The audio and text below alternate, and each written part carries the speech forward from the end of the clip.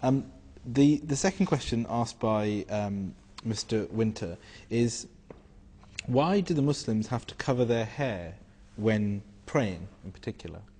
I think the question has been too generalized. I mean, it obviously does not apply to Muslim men.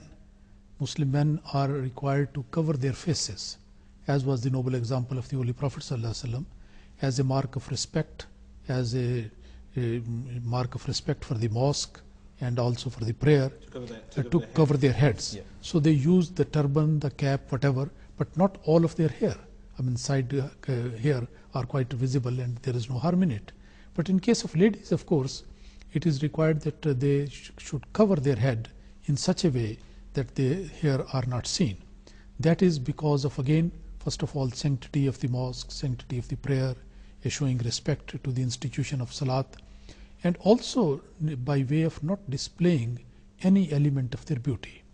Because the prayer is such a thing where people have to concentrate on their devoted attention to the idea of worship. So there should be no element of distraction there.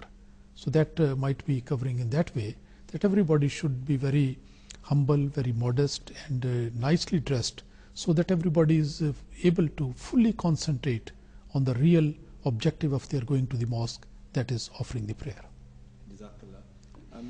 I'd just like to pause for a moment and remind the viewers to send in your questions to us. And a number of you we know have sent in questions in the past, and you may be concerned that perhaps we've not answered them yet. Rest assured that we will, inshallah, answer your questions as we come to those topics, and we haven't ignored them. So inshallah we will cover your questions, and we are trying to cover as many as possible today.